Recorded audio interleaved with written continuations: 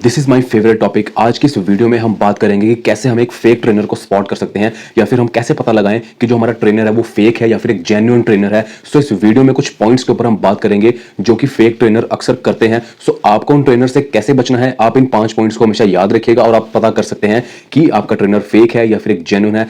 My motive is to help people कि वो fake trainer से बच सकें। So without wasting any time let's start the video. Year 2000 से जो पर्सनल ट्रेनिंग का जो ट्रेंड था वो बहुत ज़्यादा शुरू हो गया। क्यों? क्योंकि 2000 के बाद जो कुछ स्टडीज़ थी फिटनेस को लेके, हेल्थ को लेके, वो बहुत ज़्यादा प्रिवेलेंट होगी। काफ़ी बड़ी बड़ी रिसर्च इंस्टीट्यूट जो थे, मेडिकल इंस्टीट्यूट थे, उन्होंने हेल्थ के ऊपर, फिटनेस के ऊपर रिसर्च करनी स्टार्ट कर दी। तो वहाँ से क्या हुआ, पर्सनल ट्रेनिंग का एक ट्रेंड स्टार्ट हो गया। लोगों ने पर्सनल ट्रेनर्स हायर करना स्टार्ट कर दिए। क्यों? क्योंकि पर्सनल ट्रेनर्स को नॉलेज अच्छी होती है और वो एक आपको आपके गोल अचीव करने में आपकी बहुत जल्दी, बहुत अच्छी तरह से हेल्प कर सकते हैं। तो लोगों ने क्या करा, वहाँ पे पर्सनल ट्रेनर्स को हायर करना स्टार्ट कर दिया। सन 2000 से ये पर्सनल ट्रेनिंग का ट्रेंड बहुत ज्यादा चर्चा में आ गया, लाइक स्टार्ट हो गया। तो वहीं पे कुछ अगर हम देखें, कुछ कम्युनिटी में, हमारी पर्सनल ट्रेनर्स की कम्युनिटी में कुछ पर्सनल ट्रेनर्स जो है वो बहुत अच्छा काम कर रहे हैं, लेकिन उसी साइड कुछ ट्रेनर्स जो ऐसे भी हैं वो क्लाइंट को एक एटीएम मशीन की तरह उन्होंने समझ के रखा होता है। उनसे बस वो पैसा ही लूटना चाहते हैं। अभी क्लाइंट जिम में एंटर करता ही है तो वो क्लाइंट को लूटने के तरीके, चाहे वो सप्लीमेंट के वे से हो या फिर क्लाइंट को बेवकूफ बनाने के वे से हो, किसी भी तरीके से वो क्लाइंट को लूटना चाहते हैं। क्यों? क्योंकि वो क्लाइंट को सिर्फ एक एटीएम मशीन समझते हैं। सबसे पहला जो पॉइंट है वो यहीं से लिंक करता है कि जो आपका ट्रेनर है वो आपको फैट लॉस करने के लिए L carnitine, CLA, fat burner, detox drink, meal replacement shake, तरह तरह के सप्लीमेंट्स आपको रेकमेंड करना स्टार्ट करेगा। क्यों? क्योंकि उसकी उसमें कुछ ना कुछ कमीशन रहती है डीलर के साथ। सो गाइस, हमेशा एक बात याद रखना, फैट लॉस करने के लिए आपको किसी भी एक्स्ट्रा सप्लीमेंट को ऐड करने की जरूरत नहीं है। खासकर ये थर्ड ग्रेड चीप सप्लीमेंट, बेकार सप्लीमेंट, एल कार्निटीन, सीएलए, आपके फैट बर्नर्स, आपकी कैफिनेटेड ड्रिंक्स, आपके डिटॉक्स ड्रिंक्स, आपकी मील रिप्लेसमेंट शेक्स, आपका ट्रेनर अगर आपको ये चीजें यूज करने के लिए बोल रहा है और अगर ये कह रहा है कि इन चीजों के बिना आपका फैट लॉस नहीं हो सकता, आपका ट्रेनर अगर इन चीजों के बिना आपको ट्रेनिंग नहीं करवा सकता, आपका फैट लॉस नहीं करवा सकता, then he is purely a fake trainer, he is not a trainer. Okay, so इस बात का हमेशा ख्याल रखना अगर आपका ट्रेनर आपको ये सब चीजें लेने के लिए बोल रहा है।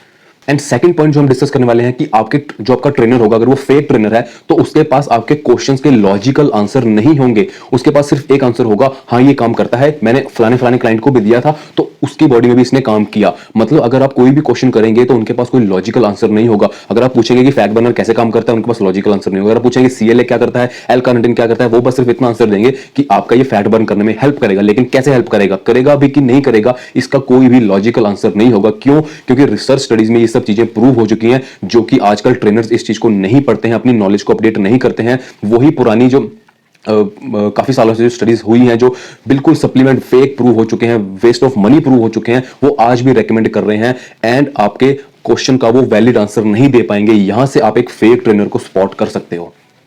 एंड गाइस, थर्ड पॉइंट जो है कि आपका ट्रेनर आपको कुछ भी अच्छे से एक्सप्लेन नहीं करना चाहेगा। क्यों? जो फेक ट्रेनर होगा, क्योंकि उसे ये लगता है कि अगर मैंने इनको ये चीजें एक्सप्लेन कर दी तो ये बाद में मुझसे पर्सनल ट्रेनिंग नहीं लेंगे। एक्चुअल में जो फेक ट्रेनर होते हैं वो कभी भी अपने क्लाइंट्स को पूरी तरह से हर चीज एक्सप्लेन नहीं करते हैं। लाइक वो कौन सा वर्कआउट फॉलो करवा रहे हैं, किस तरह की डाइट अप्रोच उन्होंने रखी है, वो आपकी स्टेबिलिटी, आपकी मोबिलिटी, आपकी फ्लेक्सिबिलिटी पे कैसे काम करेंगे, वो किस तरह से आपका वर्कआउट डिजाइन कर रहे हैं, इन चीजों पे जब तक आपका ट्रेनर आपसे डिस्कस नहीं कर रहा है, आपको नहीं बता रहा है ये चीजें, तब तक उस ट्रेनर पे कभी बिलीव मत करना। क्योंकि लेटर ऑन क्या होगा, वो अपनी मर्जी से एक्सरसाइज करवाएगा, अपनी मर्जी से डाइट देगा।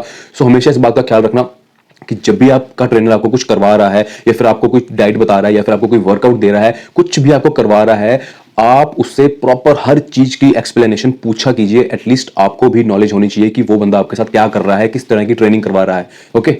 एंड फोर्थ पॉइंट जो मैं अक्सर देखता हूं कि ट्रेनर्स गलती करते ही करते हैं, वो कभी भी अपने क्लाइंट्स की असेसमेंट और उनकी मेजरमेंट्स नहीं लेते हैं। असेसमेंट लाइक कौन से मसल टाइट हैं, कौन से मसल वीक हैं, आपका पोस्चर इंबैलेंस तो नहीं है, आपके राउंडेड पोस्चर तो नहीं है, आपकी स्कैपुला विंज तो नहीं है। इस तरह की चीजें जब तक आपका ट्रेनर असेस नहीं करता, उस चीज की असेसमेंट नहीं करता गाइज, वो सिर्फ आपको वर्कआउट कराएगा, आपकी ओवरऑल फिटनेस से उसको कोई लेना देना नहीं है। आप अपने पैसे बर्बाद कर चुके हैं। क्यों? क्योंकि personal training is not all about कि आप सिर्फ उनको वर्कआउट करवा दो और वो पर्सनल ट्रेनिंग होगी। पर्सनल ट्रेनिंग में प्रॉपर पोस्चर इंप्रूवमेंट होती है, आपकी स्टेबिलिटी, आपकी मोबिलिटी, आपकी ओवरऑल फिटनेस, आपकी मसल स्ट्रेंथ, आपकी मसल वीकनेस, हर चीज को वहां पे एग्जामिन किया जाता है, असेस किया जाता है। फिर उसके बाद एक वर्कआउट प्रोग्राम डिजाइन किया जाता है। अगेन वही बात बोलूंगा, पर्सनल ट्रेनिंग का मतलब सिर्फ वर्कआउट करवाना और डाइट देना नहीं होता है। Personal training is a really big responsibility. इस बात को याद रखना। अगर आपका ट्रेनर आपकी रिस्पॉन्सिबिलिटी नहीं ले सकता है, आज ही अपना ट्रेनर चेंज करो गाइज। वो आपकी फिटनेस को क्या से क्या कर देगा, इस चीज का आपको अंदाजा भी नहीं है। ओके। मुझे नहीं लगता कि जो फिफ्थ पॉइंट है वो आज तक कोई ट्रेनर ने किया भी होगा, लाइक ये करते भी होंगे लोग, क्योंकि अक्सर होता ही है कि जो ट्रेनर्स होते हैं वो क्लाइंट्स की प्रोग्रेस को ट्रैक नहीं करते हैं वीकली बेसिस पे, मंथली बेसिस पे, 3 मंथ बेसिस पे, 6 मंथ बेसिस पे।